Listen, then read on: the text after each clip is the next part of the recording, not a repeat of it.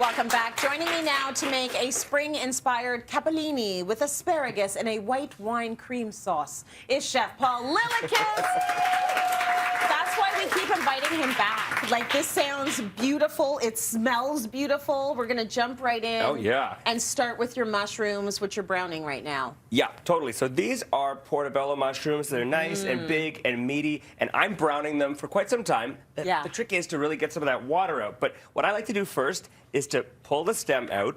Okay. And then, especially because we're making this into a cream sauce, I like to scrape the gills off because that'll keep your sauce from getting muddy. Oh, is that what they're called? They're gills. Yeah, just Okay. just this dark part Clean on them the up. underside. Clean them up, and then I sliced it in half, and then just like that, and then into a pan with a little canola oil and What do you do for cleaning your mushrooms? Do you gently give them a massage? A little dab with the I'm a little more napkin? rough and tumble. I take a wet paper towel, and then I just go All right, good to know. And it's easier with a portobello mushroom because it's huge. I don't put it under the tap. You don't do that? No. Yeah, you're not supposed to, so No. makes sense. So a little All right. salt and canola oil, and you see how much these have shriveled up? They're going to become little sponges for our wine. So I'm adding a semi-dry white, something with some acidity, so some Sauvignon Blanc, because it will help balance the richness of the cream and the cheese that we're adding. Nice. And a little bit of garlic as well. Talk to me a little bit about the wine. Yeah. So, I mean, I love a Sauvignon Blanc.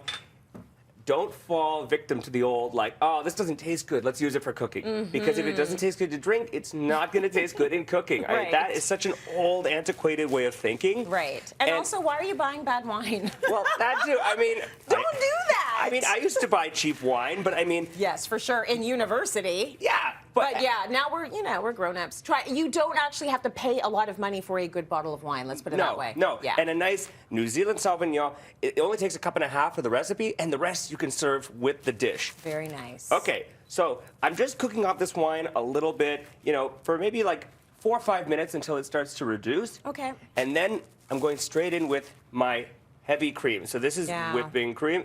Of course, this is a rich dish, but we're going to reduce this as well. I can take that from you, actually. Yeah. You want to get it out of the sure. way? So this is nice. I guess you get to decide what kind of cream you want to use, but the thicker the better if it's going with this kind of a sauce, you right? want to use 35% because 35%. we want this to get to the point of being really nice and thick. Nice. So that it will coat those noodles. Yeah. And you'll give time for those mushrooms to continue to cook. And Yep. I have a swap out here. What a pro. Now, I've been cooking this for about 15 minutes, and you can see it becomes thick and luxurious and creamy. It's pretty good. Oh, yeah. And now I add a little bit of black pepper.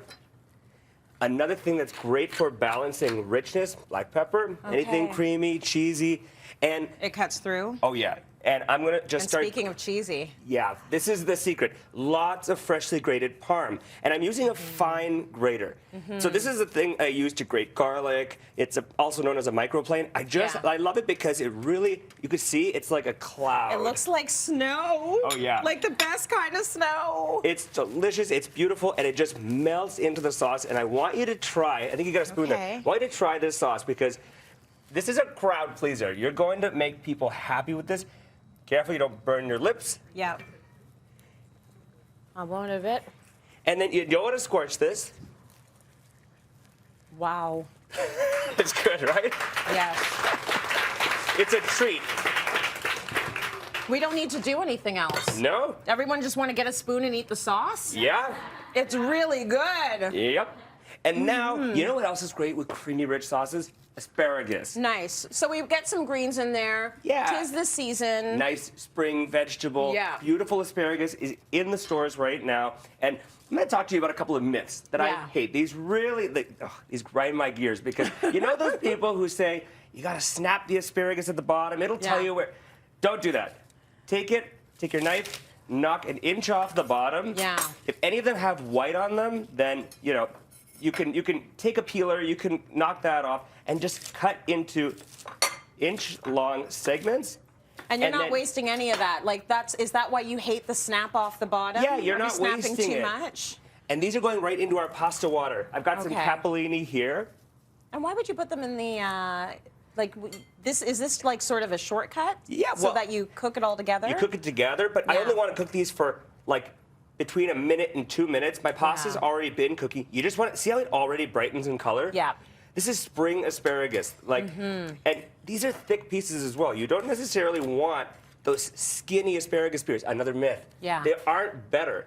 The thick, I think they're worse. Yeah, me too. I don't like it when And they they don't only have last the as long. thin bunches of asparagus at the groceries. Yep. So you're not putting it in for very long. You've Not at all. managed to maintain that green color without even shocking it. You didn't even have to shock it first. Exactly, because we're only cooking it right now, and then we're going to serve it. So we're going to take this right to our sauce, That's awesome.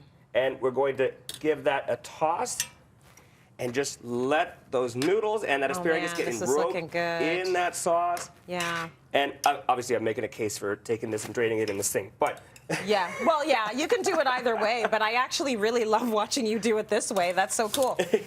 Okay, so we've got a few seconds left. If you were going to finish this up, you would go for a little bit more black pepper. You would go for a little bit more cheese on top. Yep. And I grab tongs and a ladle. Oh, nice. And you can do a little swirly Do you want whirl this? pasta. Yeah, you want to bring it a little bit closer. There you go. And look I'll be your sous chef. right into Very the nice. middle of the plate there, like Was that. that how y'all do it? And then Very you could nice. use the ladle to Yeah. put extra mushrooms and Oh, that's asparagus good. right on top. And then make it snow some more. Yeah, let's do that. Just like so that. we have this, but we also have this gorgeous final dish right here. It is looking phenomenal. You can find the recipe at cityline.tv.